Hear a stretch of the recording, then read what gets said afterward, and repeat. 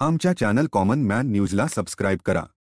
अगोदर पण केले, कुठल्याही पक्षाच्या लोकांनी यावं। मी जरी शिवसेना उद्धव बाळासाहेब ठाकरेचा असलो तरी देखील सर्व पक्षाच्या कार्यकर्त्यांनी, नेत्यांनी, उमेदवारांनी यावं, इथे निर्भीडपणे आपले विचार मांडावेत, त्याबद्दल कुठलाही वाद नाही। पण आज आत्ता विशेष करून मी शिवसैनिकांसाठी आवाहन करतो, कारण मी फेसबुकवर माझे 3 फेसबुक अकाउंट आहे, त्याच्यावर मी काम करतोय। कुठलेही रिस्ट्रिक्शन नाही, सगळे जे आपले विचार मांडतायत सर्व पक्षाचे, धर्माचे, सामाजिक जे काय क्षेत्रातले असेल ते सगळ्यांना मी एक्सेप्ट करतो। आता सगळे तिन्हीच्या तिन्ही फुल झालेत आणि त्यांचे विचार बघतो। पण विशेष करून शिवसैनिकांना आज आवाहन करण्याचं कारण म्हणजे जे काही विचार येत आहेत ते काही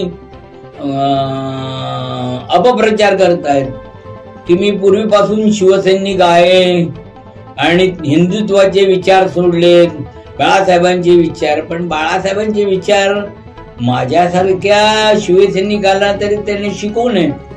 सगळंच बाळासाहेबांची भाषणं ऐका आणि मग ठरवा।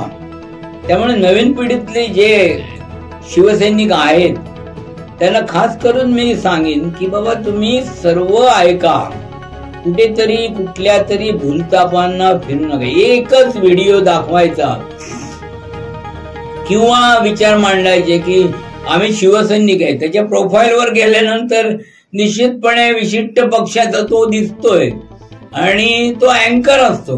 मग त्याला उत्तर मी देतो, अरे बाबा तू अँकर आहेस, तुला काही माहिती नाही, आपल्याला तुला पेमेंट मिळतं म्हणून आपलं बोलतेस। तर ह्याचा विचार सर्व शिवसैनिकांनी करायचा। कोणी कुठलं हिंदुत्व म्हणजे काय इतकं लूज नाही की आपली लूज हाफ पॅन्ट घातली म्हणून ती सुटेल, असं होत नाही। कोणाबरोबर गेलं तरी काय आपलं हिंदुत्व जात नाही। मी आता तसं बघितलं तर मुस्लिम बहुसंख्याने असलेल्या दूधनाका इथे राहतो, म्हणून माझं हिंदुत्व काही गेलेलं नाही। विचाराची लढाई आहे आणि निश्चितपणे मुस्लिम समाजी आज विचाराने आपल्या बरोबर आहे। माझ्याकडे सगळे येतात, सगळ्या धर्माचे, सगळ्या पक्षाचे कार्यकर्ते, आणि आता जे लढवू इच्छितात लोकसभा त्याच्यातले मध्ये येतात, म्हणून सगळे येतात, चर्चा होते, त्यांचे विचार सांगतात आणि काय त्यांचं म्हणणं असेल ते मांडतो। आशीर्वाद मी त्यांना सांगतो की माझ्या घरात देवारा आहे, त्याच्यामध्ये देव आहे, त्या देवांचा आशीर्वाद घ्या। कारण आम्हाला शिवसेना प्रमुखांनी जे विचार दिलेले ते जगामध्ये, म्हणजे हिंदुस्थानात तुम्ही सोडून द्या, भारतात सोडून द्या, पण जगामध्ये हिंदू हृदय सम्राट शिवसेना प्रमुख बाळासाहेब ठाकरे यांच्यासारखी व्यक्ती झालेली नाही। बाळासाहेबांनी आपण कुठेतरी देवापेक्षाही, रामापेक्षाही मोठे आहोत असं कधीही चित्र रंगवलेलं नाही। त्याच्यामुळे निश्चितपणे देवाला, धर्माला आम्ही मानणार आहोत। जगद्गुरु शंकराचार्यांविषयी आम्ही कधीही वाईट बोललेलं नाहीत, बाळासाहेब बोललेले नाहीत, प्रबोधनकारजी नाही बोललेले। मी आचार्य अत्रे आणि बाळासाहेबांचं जे वॉर म्हणजे त्याला त्यांची लेखणी आणि बाळासाहेबांचं जे व्यंगचित्रकार होते ते आणि त्यांची तो ब्रश हा आम्ही बघितलेला आहे। आणि त्याच्यामुळे मला काही लोक म्हणतात असे व्यंगचित्र तुम्ही प्रसिद्ध करून काय होणार नाही। म्हटलं बाळासाहेबांची ती परंपरा आहे, ते व्यंगचित्र मी काढत नाही, मला कुणीतरी व्यंगचित्र काढून देतो आणि त्याच्यावर आहे ना, बाळासाहेबांनी त्या व्यंगचित्रावर सर्व जग बदललेलं आहे। आणि त्याच्यामुळे ते व्यंगचित्र जे आंधळे असतील त्यांना कळणार नाही, ज्यांची जेवढी अक्कल असेल त्यांना कळेल आणि त्याच्यापासून त्यांनी घ्यावं. आज उमेदवारी बद्दल चाललेलं आहे, विशेष करून शिवसैनिक आणि जे बाकीचे जे लोक आहेत इंडिया आघाडी मधले, जे काय चालले, काही प्रतिक्रिया येतात, काही नाही. तर जी आजची परिस्थिती आहे, या परिस्थितीमध्ये उद्धव बाळासाहेब ठाकरे हे कुठलाही उमेदवार जो, बाळासाहेब असताना बाळासाहेब दगडाला शेंदूर लावायचे आणि त्याला आपण निश्चितपणे देव मानून त्याला विजयी करायचं. तशीच आजची परिस्थिती आहे. जे उद्धव बाळासाहेब ठाकरे हे उमेदवार घोषित करतील, तो तुम्हाला आवडतो की नाही आवडतो हा प्रश्न उपस्थित करू नका. विशिष्ट उमेदवार पाहिजे हे का सोडून द्या. तुम्ही काय केलं याच्यापेक्षा तुम्ही संघटनेला काय आज देणार आहात. आज जी काय कठीण परिस्थिती नाही, पण आज संघर्ष चालतो. तुम्ही हा फरक लक्षात घेणं आवश्यक आहे की एक व्यक्ती जी बाळासाहेबांचं निश्चितपणे मुलगा आहे आणि तो वारसा आहे, तर कोणी काही बोलत ते पण येतं माझ्याकडे की वारसा कोणाचा. अरे वारसा दाढी वाढवली म्हणून कोणी धर्मवीर आनंद दिघे होऊ शकत नाही. तसे बाळासाहेबांच्या स्टाईल मध्ये बोलला म्हणून कोणी बाळासाहेब होऊ शकत. बाळासाहेबांच्या हयातीत जो बाळासाहेबांना सोडून गेले कोणी असो तो बाळासाहेबांचा वारसा किंवा त्यांनी आता बाळासाहेबांचं नाव घेऊ नये. बाळासाहेबांबरोबर जे शेवटपर्यंत राहिले तेच बाळासाहेबांचा वारसा आहे. त्यामुळे ठाकरे हा ब्रँड आहे आणि ठाकरे हीच हवा आहे. त्याच्यामुळे निश्चितपणे विश्वास ठेवा. ज्यांना ज्यांना आपलं भविष्य घडवायचं असेल त्यांनी उद्धव बाळासाहेब ठाकरे यांच्या बरोबर राहिलं पाहिजे. ज्यांना घमेंड असेल की मी एवढं कार्य केलंय, त्यांना आधी ते सांगतात की ज्यांना जायचं असेल जा. आणि एवढा मोठा पक्ष अख्ख्या जगामध्ये मोठा आहे आणि ते म्हणतो आमचं मोठा बाय आहे, तुम्हाला कोणाला यायचं असेल ते या. आता त्यांच्याकडे कोण कोण जातंय ते तुम्ही बघा. मी ते राजकारणाबद्दल जास्त बोलणार नाही, आज बोलणार नाही. तर याचा सगळा विचार करायला पाहिजे आणि विचार करून आपण निर्णय घेतला पाहिजे. मी आज प्रत्येक जे काय बोलतायत त्यांना उत्तरही देतोय, समर्पक उत्तर देतोय आणि त्यांचे फोन नंबर घेऊनही त्यांना सांगतोय.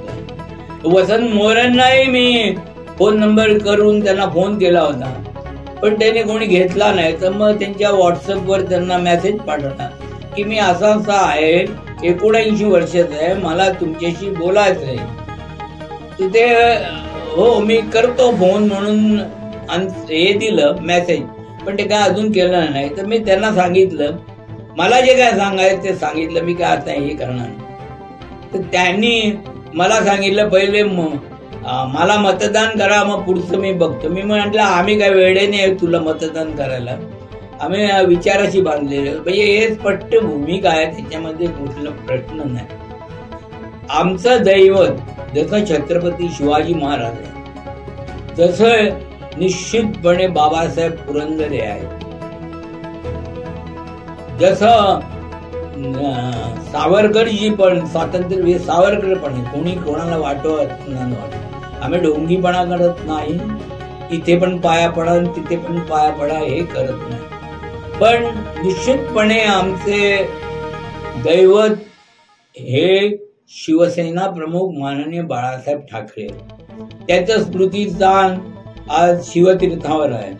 त्या शिवतीर्थावर येऊन कोणी भक्तिभावाने जर दर्शन घेत असेल आणि तिथे नतमस्तक होत असेल आणि त्याच शिवतीर्थावरनं तो जर कबूल करत असेल की बाबा या शिवतीर्थावरनं जो आवाज जातो, जे विचार जातात ते राष्ट्रासाठी निश्चितपणे मार्गदर्शन करणारे असतात. निश्चितपणे आम्हाला त्याबद्दल आपुलकी वाटणं साहजिक आहे. आणि जे वारंवार मुंबईला महाराष्ट्रात येऊन तिकडे कधी दर्शनाला जात नाही त्यांना आम्ही कसं मानणार. हा प्रश्न निश्चितपणे शिवसैनिकांनाही आणि बाकीचे जे तथाकथित शिवसैनिक आहेत त्यांना मी निश्चितपणे विचारतो, असं होऊ शकत नाही. त्यांनी यावं, शिवतीर्थावर दर्शन घ्यावं आणि नंतर काय बोलायचं ते बोलावं.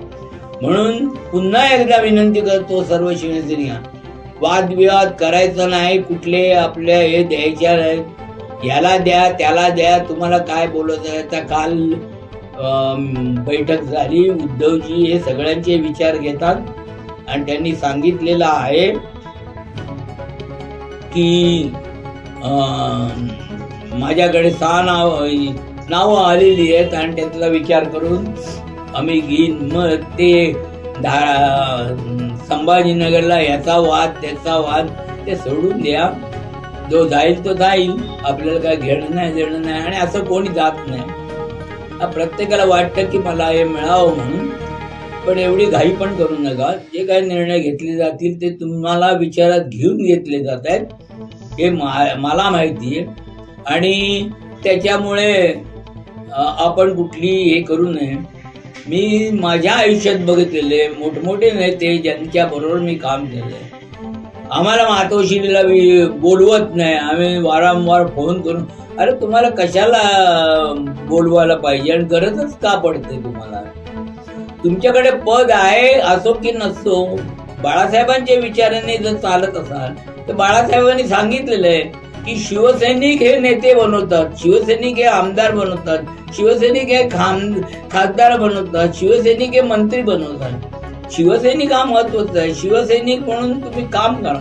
हे मी का सांगतोय, माझ्या व्हॉट्सअप ग्रुपवर अख्ख्या महाराष्ट्रातले लोक आहेत आणि कधी कधी ते व्यथा मांडतात का आम्हाला जिल्हा प्रमुख विचारत नाही, आम्हाला जिल्हा प्रमुख जय महाराष्ट्र करत.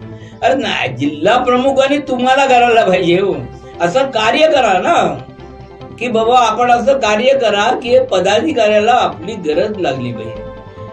अर्थात याचा अर्थ पदाधिकाऱ्यांचा तुम्ही अवमान करा असं नाही, पण रडत बसू नका, काम करा. शिवसैनिक म्हणून काम करायला कोणीही अडवणार नाही. स्थायी जे आदेश बाळासाहेबांचे आहेत त्याप्रमाणे आपण वागावं. आता जनतेत जाऊन निश्चितपणे आपण काम करायला पाहिजे. जो उमेदवार देतील, उमेदवार एकच, शिवसैनिक प्रमुख बाळासाहेब ठाकरे यांचं हिंदुत्व आणि यांचे विचार, आणि उमेदवार उद्धव बाळासाहेब ठाकरे. कामाला लागा, उगाच कशाच्या मागे लागू नका. मृगजळाच्या पैशाचं बिलकुल मागे लागून, आपल्या पक्षाकडे पैसे नाहीत. आपल्याला वडापाव खाऊनही जन्मापासून काम आपण केलेलं आहे, आजही करायचं आहे. मी आवाहन माझ्या फेसबुकवरनं केलेलं आहे, कोणालाही कुठे पाहिजे असेल आणि विशेष करून निश्चितपणे मी कल्याण मतदारसंघात जाणार आहे, राहणार आहे आणि प्रचार करणार आहे. आणि मी ते आव्हान केलेलं आहे. आणि मला डोंबिवलीतल्या शिवसैनिकांनी सांगितलंय की तुम्ही डोंबिवलीत येऊन राहा, माझ्या खर्चाने मी तिथे माझी व्यवस्था करणार आहे. त्यामुळे असं कोणाला जर वाटत असेल तर त्यांनी मला सांगावं, तिथे येईन मी. आणि निश्चितपणे माझी गरज पडली तर निश्चितपणे मी तिथे काम करीन. जे पदाधिकारी आहेत ते आपापल्या परीने काम करतात, कोणावरही टीका टिप्पणी करू नका. निष्ठावंत, कट्टर हे जे आहे ते शब्द वापरून कोणी निष्ठावंत आणि कट्टर होत नाही.